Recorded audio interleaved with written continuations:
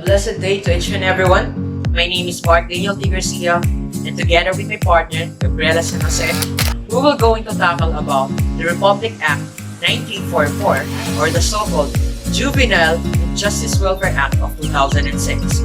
Our national hero himself, Dr. Jose P. Rizal, once said that the hope of our nation is the youth. And our state recognizes the importance and the vital role of the youth in building our nation's future.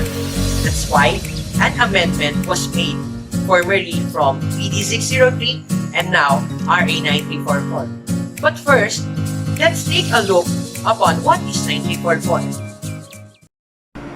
Republic Act number 9344, or the Juvenile Justice and Welfare Act, defines the juvenile justice and welfare system as a system dealing with children at risk and children in conflict with the law, which provides child-appropriate proceedings, including programs and services for prevention, diversion, rehabilitation, reintegration, and aftercare to ensure their normal growth and development.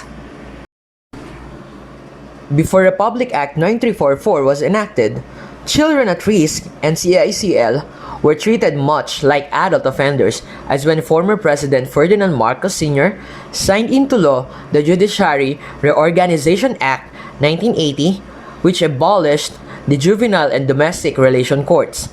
As such, child offenders were subjected to the same adversarial proceedings as their adult counterparts. As an offshoot of the United Nations Convention on the Rights of the Child, or the UNCRC, the Republic Act 9344 intends to deal with these children without resorting to judicial proceedings. Instead of punishing juvenile offenders and treating them as criminals, these child offenders will be provided by the state and the community with assistance to prevent them from committing future offenses.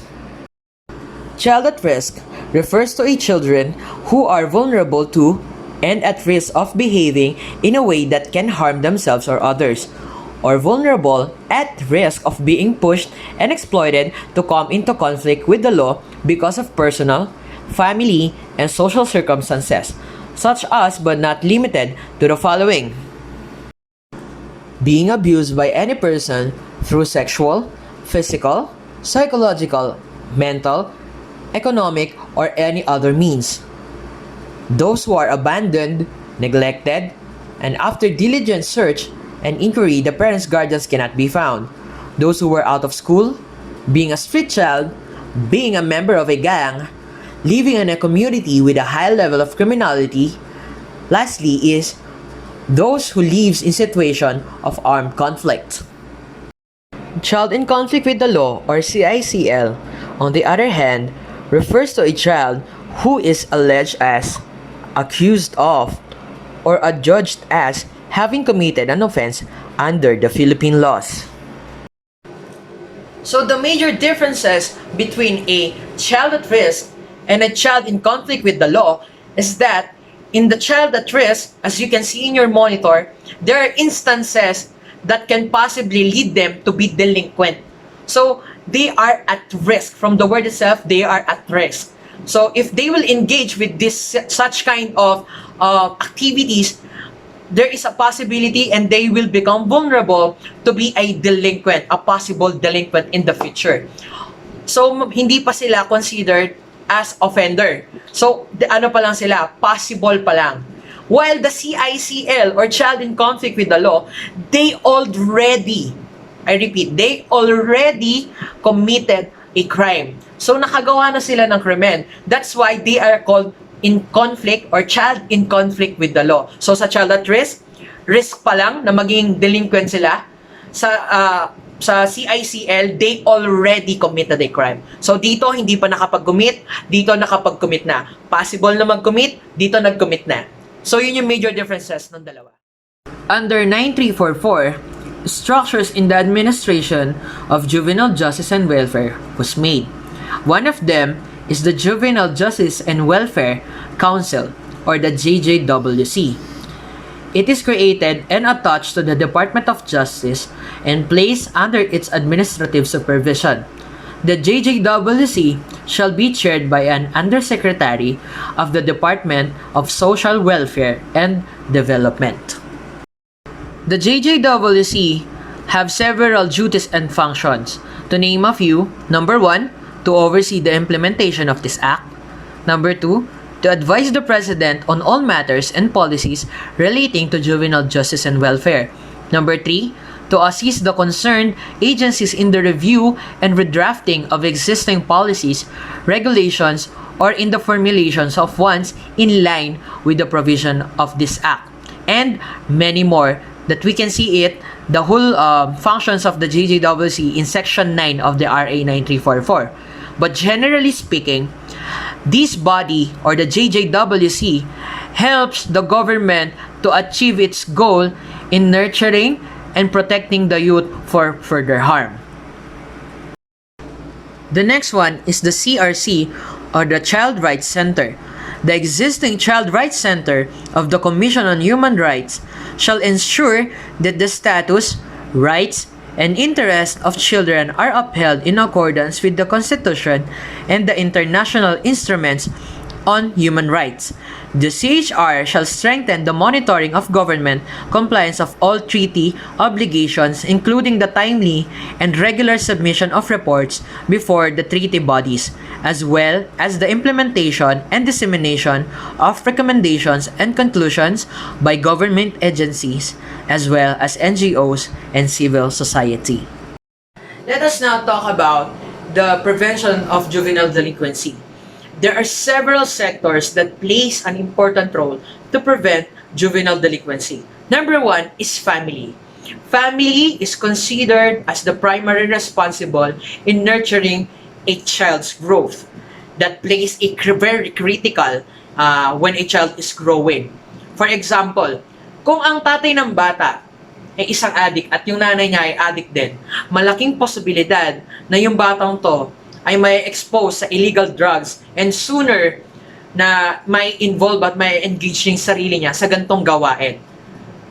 And that really affects a child when he or she is growing if his or her family is involved in illegal activities. There's a larger possibility that this child will now grow as delinquent.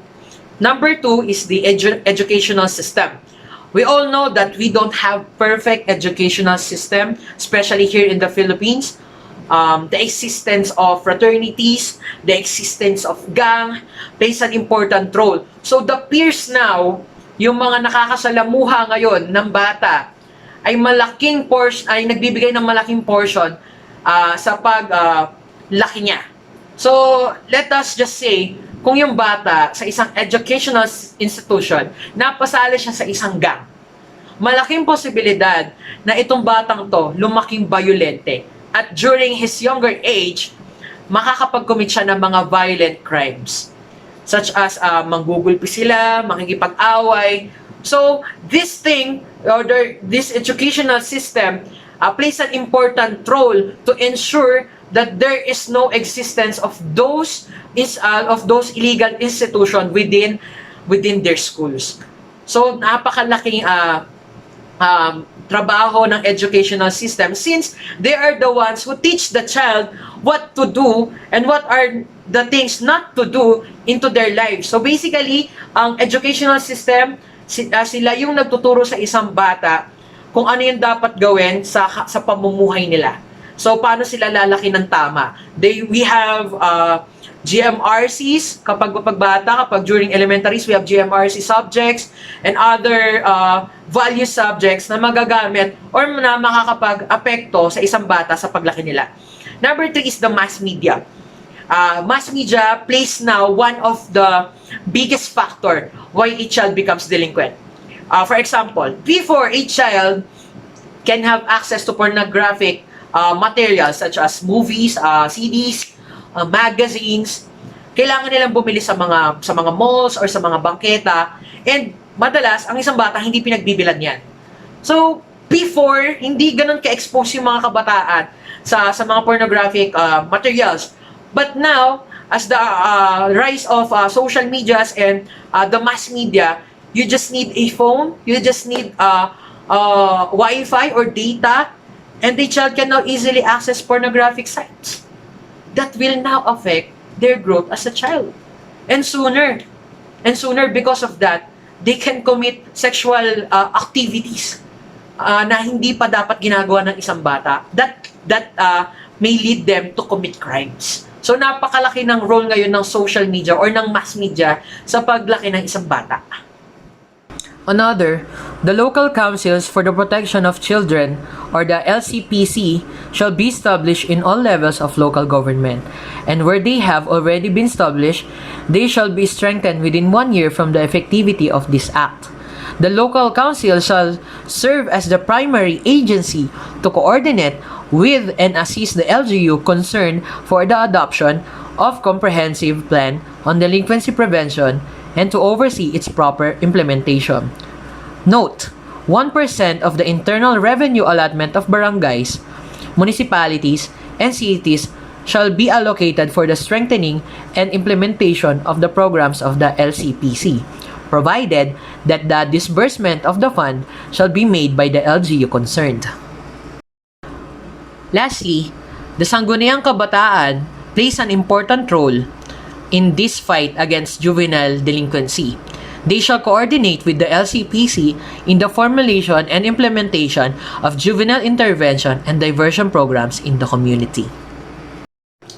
Let us now talk about the principles in the administration of juvenile justice and welfare.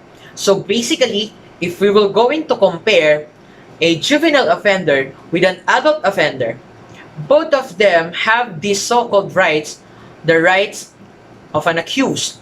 So in similarities, they should not be both subject into torture, they should not be deprived of their liberty, they have the rights to bail and recognizance, and many more that we can see it in RA 9344, Section 5. So if they have these similarities, they also have these differences. So if we were going to see the juvenile justice system, they have this so-called diversion program. What is now diversion program? Diversion program is an alternative to determine what is the proper and right treatment for a juvenile accused or a CICL.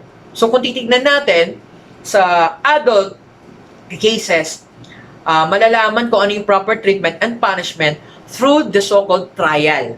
While in the juvenile justice system, they have this so-called diversion program to determine kung ano ba yung dapat na treatment na ibigay sa isang CICL. And that is the differences within the two.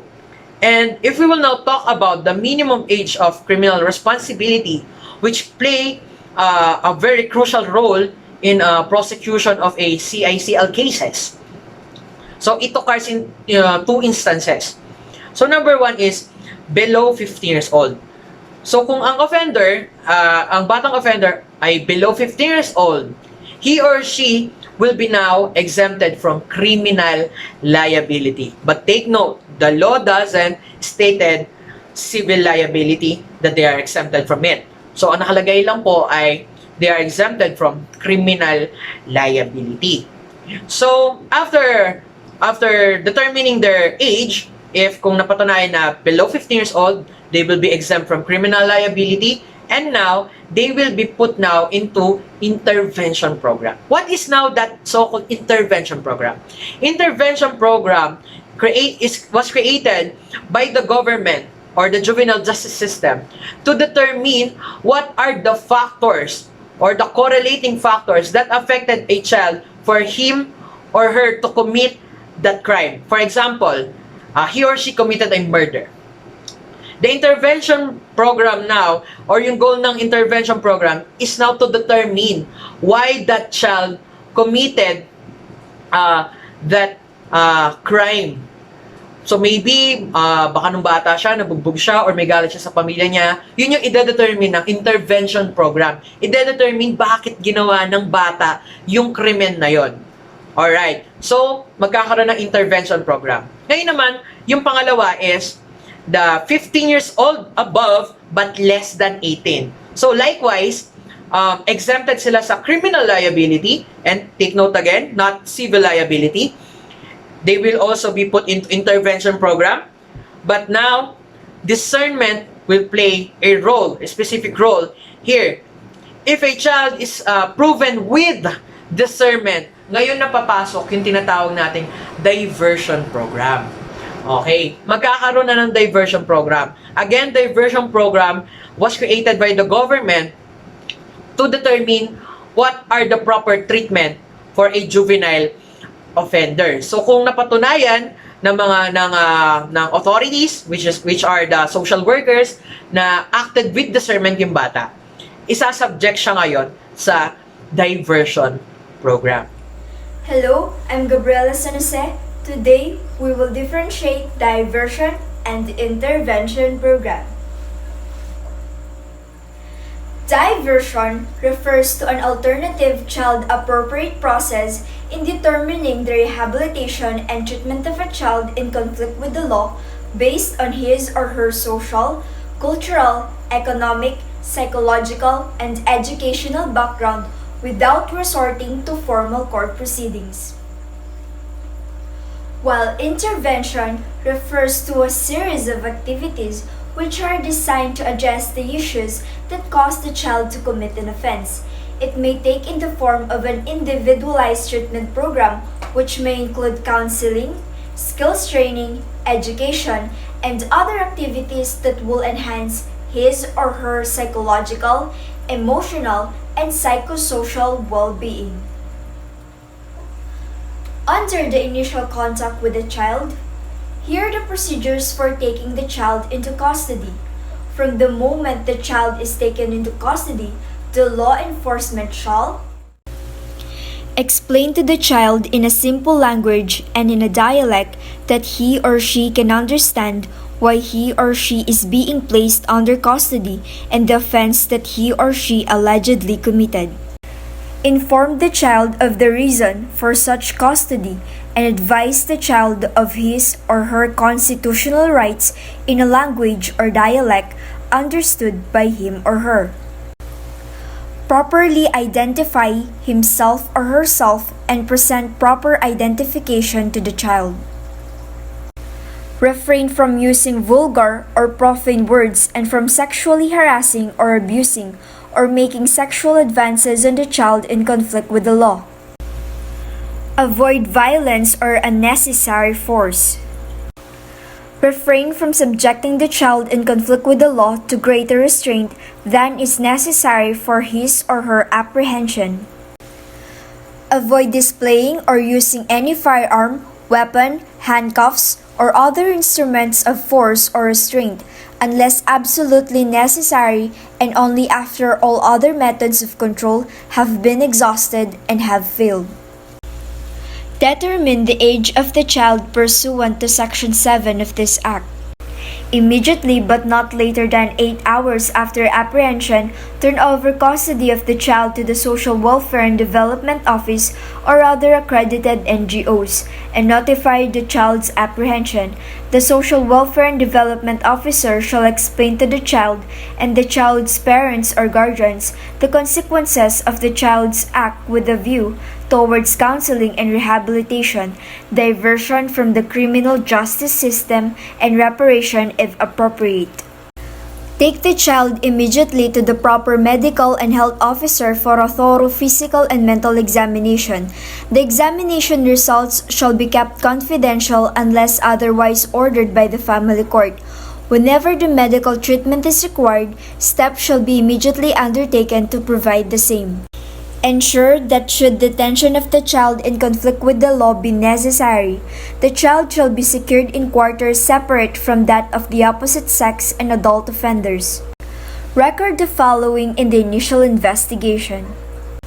Whenever handcuffs or other instruments of restraint were used, and if so, the reason for such. That the parents or guardian of the child, the DSWD, and the PAW have been informed of the apprehension and the details thereof, and The exhaustion of measures to determine the age of a child and the precise details of the physical and medical examination, or the failure to submit the child to such examination, and ensure that all statements signed by the child during investigation shall be witnessed by the child's parents or guardian, social worker, or legal counsel in attendance, who shall affix his or her signature to the said statement. A child in conflict with the law shall only be searched by a law enforcement officer of the same gender and shall not be locked up in a detention cell. Frederick Douglass says it is easier to build strong children than to repair broken men. Nowadays, juveniles are being tried in the courts separate from adults. Unlike the latter, they are capable of changing and undergo rehabilitation. It's just a matter on how you are going to treat and teach them. It's like throwing away a boy's life, as opposed to putting them at correctional institutions with adults.